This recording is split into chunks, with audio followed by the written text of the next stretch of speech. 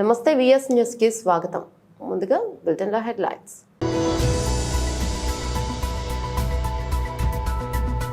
దూసుకుపోతున్న family star teaser.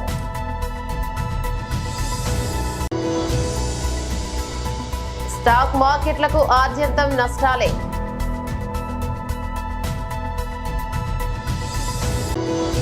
Mulugu నియోజకవర్గాన్ని అన్ని రంగాలలో అభివృద్ధి పరచాలి. పంచాయతీరాజ్ స్త్రీ శిశు సంక్షేమ శాఖ మంత్రి ధన్సరి అనసూయ సీతక్క. తాడేపల్లిలోని పార్టీ కేంద్ర కార్యాలయం నుండి వైఎస్ఆర్సీపీ ఎమ్మెల్సీ శ్రీమతి వరుడు కళ్యాణి విలేకరుల సమావేశం. అంతర్జాతీయ శ్రామిక మహిళా హక్కుల పోరాట దినాన్ని పురస్కరించుకొని ప్రగతిశీల మహిళా సంఘం POW పెద్దపల్లి జిల్లా కమిటీ ఆధ్వర్యంలో గోదావరికని INTUC కార్యాలయంలో సదస్సును నిర్వహించారు. ఈ సందర్భంగా POW జిల్లా అధ్యక్షురాలు K జ్యోతి, CPIML న్యూ డెమోక్రసీ జిల్లా నాయకులు I కృష్ణలు మాట్లాడారు. మనం పరిశీలన చేసుకోవాలి. వాళ్ళ జాతీయంగా అంతర్జాతీయంగా ఏ దేశంలో చూసినా కూడా అది ఏ మతమైనా ఏ కులమైనా మహిళల యొక్క జీవితాలు అత్యంత దుర్భరంగా అత్యంత దయనీయంగా ఉన్నాయి. ఇవాళ ప్రపంచంలో సగం మనం అంటున్నాం. సృష్టి మనం లేకుండా, అమ్మతనం లేకుండా అసలు సృష్టి లేదని అంటున్నారు. ఇవాళ అలాంటి సృష్టికే కారణమైనటువంటి మాతృమూర్తుల దినోత్సవమైనటువంటి ఈ అమ్మల దీన అవస్థ ఏ విధంగా ప్రపంచంలో ఉందో మనం చూస్తున్నాం. కనుక ఇవాళ దేశంలో, ముఖ్యంగా మన దేశంలో 70 ఏళ్ల స్వతంత్ర భారతంలో ఏ రాష్ట్రంలో ఈ రాష్ట్రం ఆ రాష్ట్రం అని చెప్పలేదు. అది విద్యార్థులు కావచ్చు, పరిశ్రమల్లో పనిచేసే మహిళలు కావచ్చు, సాధారణంగా ఇంటి పట్టున ఉన్నటువంటి గృహిణులు కావచ్చు, లేదా గొప్ప విద్యాలయాల్లో పెద్ద పెద్ద ఆఫీసుల్లో పనిచేసేటువంటి ఆఫీసర్స్ కావచ్చు. ఈ ఆడవారిపై వివక్షత, అసమానత అడుగడుగునా కొనసాగుతుంది. కానీ ప్రతి ఒక్క రాజకీయ పార్టీ ఇవాళ ప్రతి ఒక్కరు కూడా అసలు మహిళల్నే ఆకాశానికి ఎత్తుతారు, చాలా ఘనకీర్తిగా మాట్లాడతారు. కానీ ఆచరణకు వచ్చేసరికి పాలకులు ఏనాడు కూడా మహిళల పట్ల, మహిళా అభ్యున్నతి పట్ల, వారి జీవితాల పట్ల సరైనటువంటి దృక్పథాన్ని, లక్ష్యాన్ని ప్రకటించినటువంటి రాజకీయ పార్టీలు ఈ 70 ఏళ్ల స్వతంత్ర భారతదేశంలో ఏమీ లేవు. ఒకనాడు జాతిపిత అయినటువంటి మహాత్మా గాంధీ అన్నాడు, నా దేశంలో అర్ధరాత్రి స్త్రీ ఒంటరిగా నడిచిన రోజు మాత్రమే ఈ దేశానికి స్వతంత్రం వచ్చినట్టు అని ప్రకటించింది. కానీ 70 ఏళ్ళ భారతావనిలో అర్ధరాత్రి కాదు కదా, పగలు ప్రయాణం చేసేటువంటి ఒక పరిస్థితిలో ఇవాళ దేశంలో లేదు. కనుక ఇవాళ రామగుండం ఎమ్మెల్యే మక్కాన్ సింగ్ రాజ్ ఠాగూర్ ఆదేశాల మేరకు రామగుండం కాంగ్రెస్ మైనార్టీ అధ్యక్షులు ఖాజా నజముద్దీన్ ఆధ్వర్యంలో గోదావరికని స్థానిక లక్ష్మీనగర్ జమా మసీద్ లో జరిగిన సమీక్ష సమావేశానికి గోదావరికని 1 టౌన్ సిఐ ఇంద్రసేనారెడ్డి గారు హాజరయ్యారు. ఈ సందర్భంగా నూతనంగా వచ్చిన సిఐ గారికి అభినందనలు తెలుపుతూ సన్మానం చేయడం జరిగింది. రాబోయే పవిత్ర మాసం రంజాన్ పండుగ సందర్భంగా తీసుకోవాల్సిన పలు జాగ్రత్తలు, సూచనలు తెలిపారు. ఈ సందర్భంగా సిఐ మాట్లాడుతూ రంజాన్ పండుగను శాంతియుత వాతావరణంలో ఎలాంటి అవాంఛనీయ సంఘటనలు జరగకుండా, ఎవరికి ఇబ్బందులు కలగకుండా పండుగ వాతావరణంలో చేసుకోవాలని తెలియజేశారు. రంజాన్ పండుగను అన్ని మతాల వారితో సోదర భావంతో జరుపుకోవాలని ఈ సందర్భంగా తెలియజేశారు. ముఖ్యంగా రాత్రులు ఎలాంటి అవాంఛనీయ సంఘటనలు జరగకుండా ప్రశాంతంగా చేసుకోవాలని మత పెద్దలకు సూచించారు. ఈ కార్యక్రమంలో అబ్దుల్ గఫూర్, నాజిం, అబీద్, మోబిన్, సిరాజ్, గౌస్, అరీఫ్, SK సిరాజ్, మజీద్ పెద్దలు తదితరులు పాల్గొన్నారు. ఎలా అయితే కంఫర్ట్గా మన పురాణం మసీదులో నమాజ్ చేసుకోగలుగుతారు, బయట ఏ విధంగా ఉండగలుగుతారు, దాన్ని ఖచ్చితంగా మేము సహకరిస్తాం. పోలీస్ పరంగా మీకు కావాల్సిన సెక్యూరిటీ కల్పిస్తాం. ఎటువంటి దాంట్లో ఏదైనా నమాజ్ చేసుకుంటుంటే ఇంకా మేము దాంట్లో ఎటువంటి సందేహం లేదు. మీరు దాని గురించి ఇప్పుడు సందేహపడాల్సిన అవసరం లేదు. రెండవది చిరు వ్యాపారం, మీరు ఏ వ్యాపారం చేయండి, ఏం తెలియదు, అది ఇతరులకు ఇబ్బంది కలగకుండా, ఇతరులకు నష్టం చేయకుండా సమాజానికి నష్టం చేయకుండా ఉంటే అది ఏదన్నా కానివ్వండి సాధ్యం. నైట్ 12 చేస్తారా 1 చేస్తారా రంజాన్ అంటే morning before 4 o'clock before 4 o'clock భోజనం కానీ ఏదైనా పదార్థాలు తీసుకోవడం. ఆఫ్టర్ మళ్ళీ 7 తర్వాత నమాజ్ చేసి పెద్దలు చెప్పినట్టు మన నమాజ్ ఆల్మోస్ట్ 10:30 వరకు అది అయిపోయిన కొంతమంది 10:30 తర్వాత స్టార్ట్ చేస్తారు భోజనం చేయడం. వాళ్ళు భోజనం మళ్ళీ ఇంటికి సుమారు 12:30 అవుతుంది. ఖచ్చితంగా మీరు పోతున్నారు అంటే మీరు సిస్టమేటిక్ గా ఉంటారు. రంజాన్ మాసంలో మాకు ఎటువంటి గొడవ ఉండదు. నేను హ్యాపీగా ఫీల్ అయ్యేది ఏంటంటే పోలీసులు రంజాన్ మాసంలో రిలీజియన్ ముస్లిం పర్సన్ ఉన్నాడు అంటే అది ఇట్లున్నా కూడా తాము వెళ్ళిపోతా ఉంటారు. ఏదైనా జరిగినా కూడా హెల్ప్ చేస్తాడు, లేకపోతే ఆయన తోచిన సహాయం చేసుకుని వెళ్ళిపోతాడు. దాని మాసం యొక్క స్పెషాలిటీ అది. మనం మిగతా రోజులలో అగ్రెసివ్ ఉన్నా లేకపోతే మనకు ఏది సాయం చేయాలనిపించకపోయినా కానీ ఆ రంజాన్ మాసంలో మాత్రం ఖచ్చితంగా ఎంతో కొంత హ్యుమానిటీ అనేది బయటపడుతుంది. అది ఉంటుంది మనిషికి, అది అల్లా గొప్ప అంతే అందరికీ. కాబట్టి మీరు ఎటువంటి దాంట్లో సందేహించాల్సిన అవసరం లేదు. మేము ఒకటే పెద్దలు కోరేది, ఇమామ్స్ కావచ్చు, పెద్దలు మసీద్ పెద్దలు కావచ్చు, అందరికీ కూడా రంజాన్ జరిగిన తర్వాత నమాజ్ చేసిన తర్వాత మీ అందరికీ కూడా మెయిన్ యువకులు ఈ బైక్లో తిరుగుతూ ఉంటారు. తిరిగిన పనులు స్లో వెళ్ళాలి. విజయ్ దేవరకొండ హీరోగా ఫ్యామిలీ స్టార్ సినిమా రూపొందింది. దిల్రాజ్ నిర్మించిన ఈ సినిమాకి పరశురామ్ దర్శకత్వం వహించాడు. గతంలో విజయ్ దేవరకొండ పరశురామ్ కాంబినేషన్ లో వచ్చిన గీతా గోవిందం ఘన విజయాన్ని అందుకుంది. అందువలన సహజంగానే ఫ్యామిలీ స్టార్ సినిమాపై అంచనాలున్నాయి. విజయ్ దేవరకొండ సరసన నాయికగా మృణాల్ నటించిన ఈ సినిమాను ఏప్రిల్ 5వ తేదీన విడుదల చేయనున్నారు. ఈ నేపథ్యంలో ఈ సినిమా ప్రమోషన్స్ ను మొదలు పెట్టారు. అందులో భాగంగా నిన్న ఈ సినిమా నుంచి టీజర్ ను రిలీజ్ చేశారు. లవ్, యాక్షన్, ఎమోషన్ సీన్స్ పై కట్ చేసిన ఈ టీజర్ కి మంచి రెస్పాన్స్ వస్తుంది. ఇప్పటికే యూట్యూబ్ లో ఈ టీజర్ 9 మిలియన్ ప్లస్ వ్యూస్ ను రాబట్టింది. ట్రెండింగ్ లో నెంబర్ 1 గా నిలిచింది. గోపి సుందర్ ఈ సినిమాకి సంగీత దర్శకుడిగా వ్యవహరించాడు. విజయ్ దేవరకొండ హిట్ అనే మాట విని చాలా కాలం అయింది. అందువలన ఈ సినిమా తప్పకుండా హిట్ కొట్టాలని ఆయన అభిమానులందరూ భావిస్తున్నారు. దేశీయ స్టాక్ మార్కెట్లు ఈ రోజు నష్టాల్లో ముగిశాయి. ఉదయం లాభాలు ప్రారంభమైన మార్కెట్లు క్షణాల వ్యవధిలోనే నష్టాల్లోకి జారుకున్నాయి. ఇన్వెస్టర్లు లాభాల స్వీకరణకు మొగ్గు చూపడంతో సూచీలు నష్టాల బాట పట్టాయి. ట్రేడింగ్ చివరి వరకు మార్కెట్లు నష్టాల్లోనే కొనసాగాయి. ఈ క్రమంలో ఈ రోజు ట్రేడింగ్ ముగిసే సమయానికి సెన్సెక్స్ 195 పాయింట్లు నష్టపోయి 73,677కి పడిపోయింది. నిఫ్టీ 49 పాయింట్లు కోల్పోయి 22,356 వద్ద స్థిరపడింది. BSE Sensex top gainers Tata Motors 3.52%, Bharti Airtel 3.6% మరియు స్టేట్ బ్యాంక్ ఆఫ్ ఇండియా 1.52% మరియు Sun Pharma 1.41%, NTPC 1.26%. Top losers Bajaj Finserv -4.28%, ఇక Bajaj Finance -4.17%, Infosys -1.93%, Nestle India -1.88%, TCS -1.72%.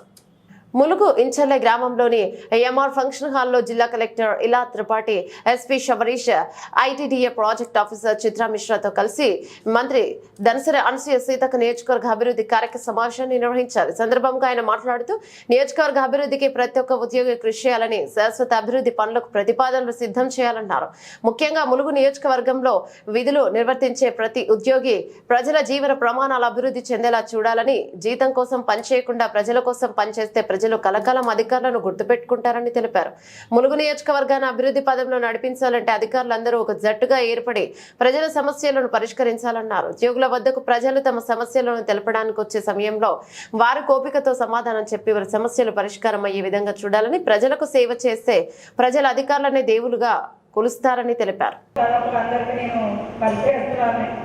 కాకపోతే అంశాల వారీగా డీటెయిల్గా డిస్కస్ చేసుకోవడం మూలంగా మన బాధ్యతను మరింత మనం పెంచుకున్న వాళ్ళం అవుతాము.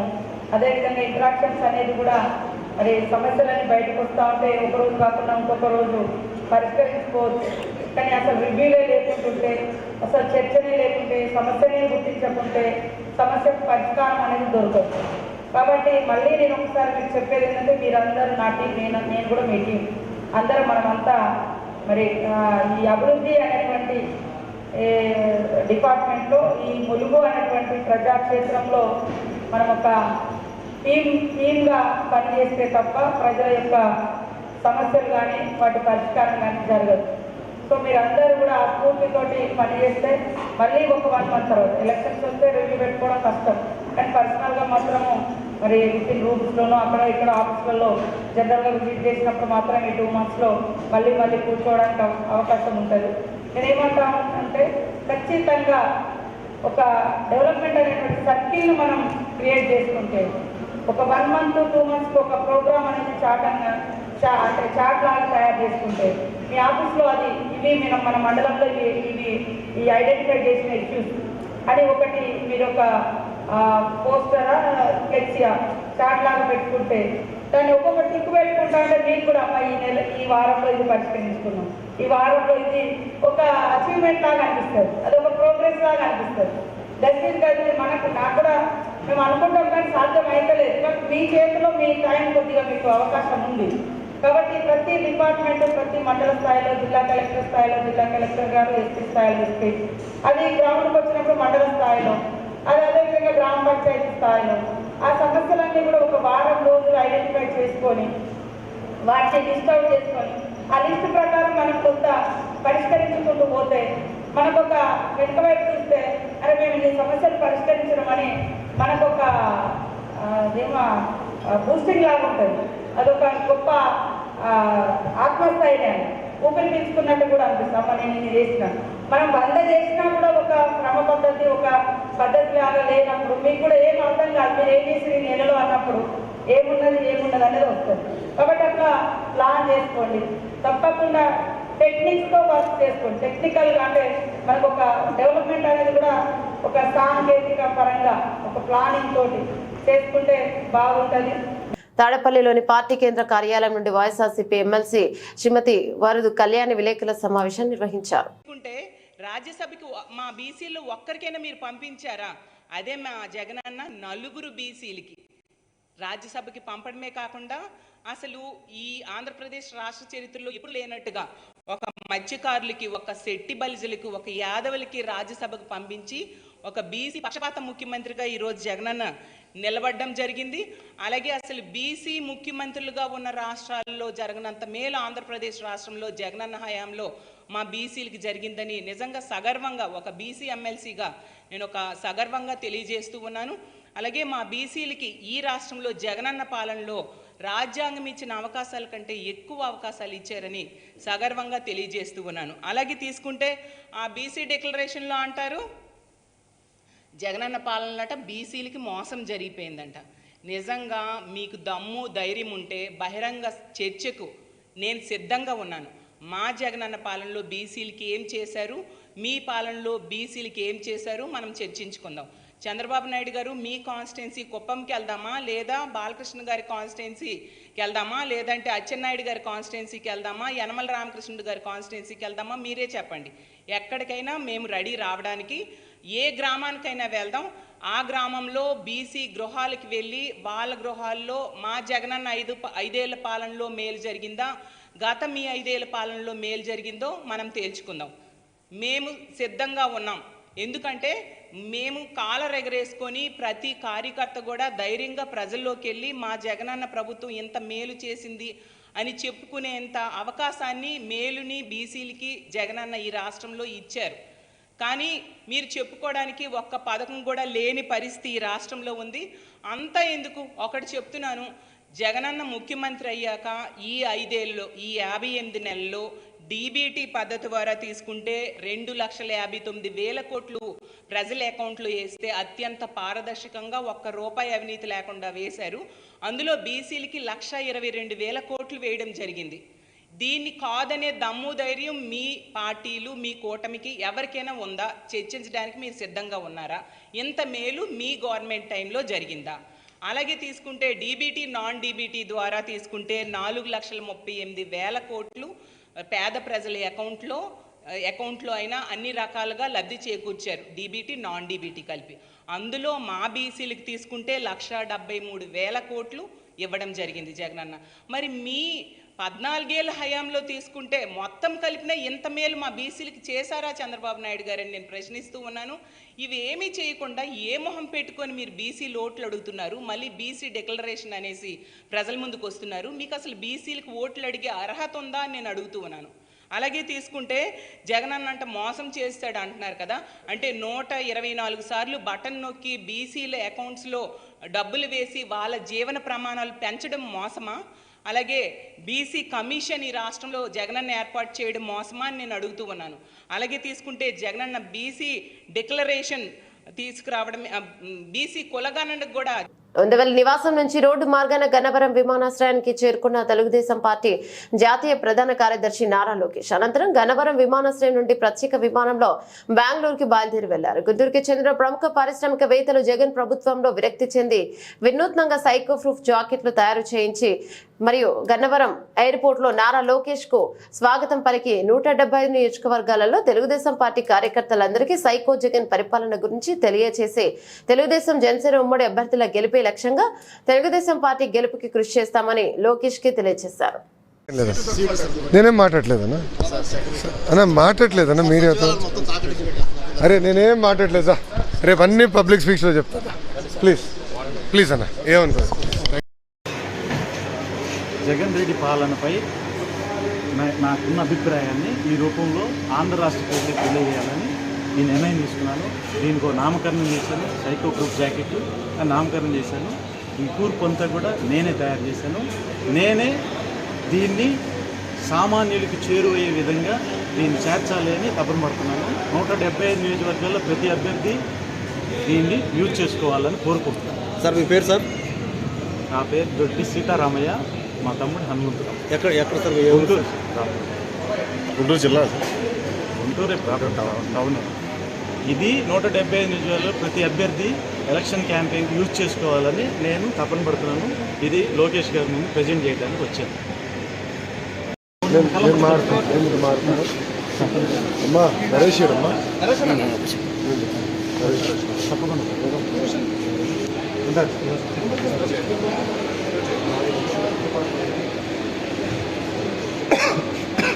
రామయ్య అండి, నేను గుంటూరులో నా నివాసి.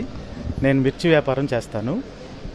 నేను జగన్మోహన్ రెడ్డి గారి పరిపాలన పైన విసుగు చెంది పరిపాలన ఇలా కాదు, పరిపాలన చేయాలనంటే ప్రజలకు ఉపయోగపడే పాలన చేయాలి కానీ ప్రతీకారం తీర్చుకునే విధంగా పాలన కొనసాగిస్తున్నాడు అని నేను నా వంతు కృషిగా సామాన్యుడికి చేరువయ్యే విధంగా జగన్ రెడ్డి పరిపాలన గురించి సామాన్యుడికి చేర్చాలి, ఎలక్షన్ టైంకి నా వంతుగా నేను ఏదైనా చేయాలి అని తపన పడి నేను దాన్ని ఒక ప్రోడక్ట్ రూపంలో తీసుకొచ్చానండి. దీన్ని అన్ని నియోజకవర్గాల్లో వాడుకునే విధంగా జగన్మోహన్ రెడ్డి పరిపాలనని నేను అందరికీ సామాన్యుడికి తెలియాలి అనే ఉద్దేశంతో తయారు చేశానండి. దీని ముఖ్య ఉద్దేశం మాత్రం జగన్మోహన్ రెడ్డి గారి పాలన గురించి ప్రజలకు తెలియజేయటమే దీని ముఖ్య ఉద్దేశం. తద్వారా ఇప్పుడు ప్రత్యామ్నాయంగా ఉన్న జనసేన, టీడీపీ, జనసేన ఉమ్మడి అభ్యర్థులకి ఇది ఉపయోగపడిద్దని నేను నమ్ముతున్నాను. ప్రతి అభ్యర్థికి చెరువుగా ఉండే ఆర్థికంగా కూడా ఇది 140 రూపాయల విలువతో వస్తుంది. అంటే నేను శాంపిల్ తయారు చేయించాను ప్రతి అభ్యర్థికి. తూర్పుగోదావరి జిల్లా గోపాలపురంలో టీడీపీ, జనసేన పార్టీల నుండి పలువురు హోంమంత్రి తానేటి వనిత ఆధ్వర్యంలో వైఎస్ఆర్సీపీ పార్టీలో చేరారు. వారిని పార్టీ కండువాలు కప్పి పార్టీలోకి సాదరంగా ఆహ్వానించారు హోంమంత్రి రాపాక విజయ్ మరియు అడపాక రాజ్ కుమార్, కారంపూడి శివ, గొల్లపల్లి అనిల్, కరవండి సుబ్బారావు తదితరులు పార్టీలో చేరిన వారిలో ఉన్నారు. అయితే సందర్భంగా మంత్రి తానేటి వనిత మాట్లాడుతూ జగనన్న ప్రవేశపెట్టిన సంక్షేమ పథకాలు చేస్తున్న అభివృద్ధికి ఆకర్షితులై వివిధ పార్టీల నుండి వైఎస్ఆర్సీపీ పార్టీలో చేరుతున్నారని వనిత అన్నారు. అనంతరం గోపాలపురం కమ్యూనిటీ హెల్త్ సెంటర్ లో నూతనంగా ఏర్పాటు చేసిన blood bank, x ray, urine generator system ఆమె ప్రారంభించారు.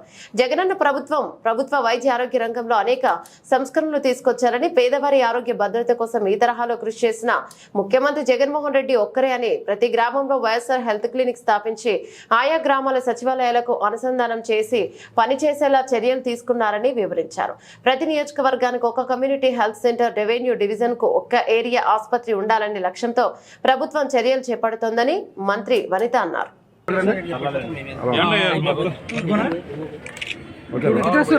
చేయండి చేయండి రెడ్ బస్ డోర్ ఓపెన్ చేయండి అటుపక్కదండి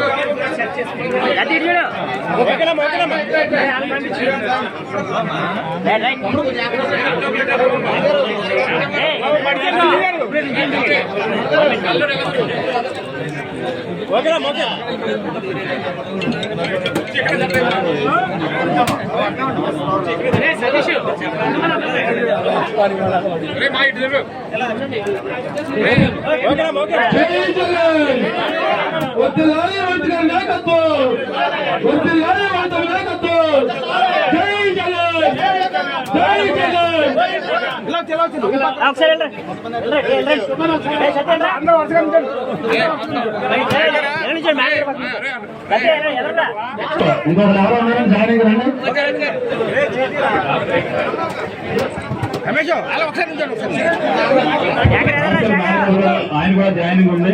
అమ్మ ఎదగలండి బాబు. దాసరి నాగరాజు గారు okay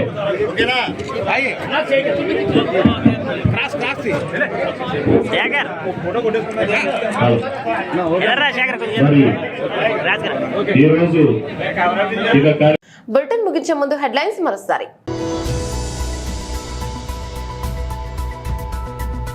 దూసుకుపోతున్న family star teaser.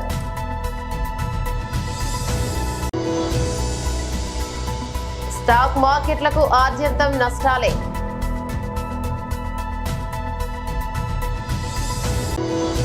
Mulugu నియోజకవర్గాన్ని అన్ని రంగాలలో అభివృద్ధి పరచాలి. పంచాయతీరాజ్ స్త్రీ శిశు సంక్షేమ శాఖ మంత్రి ధన్సరి అనసూయ సీతక్క. తాడేపల్లిలోని పార్టీ కేంద్ర కార్యాలయం నుండి వైఎస్ఆర్సీపీ ఎమ్మెల్సీ శ్రీమతి వరుడు కళ్యాణి విలేకరుల సమావేశం. ఇవి బులెటిన్లోని అప్డేట్స్. మరో బులెటిన్లో మళ్ళీ కలుసుకుందాం. అంతవరకు సెలవు. నమస్తే.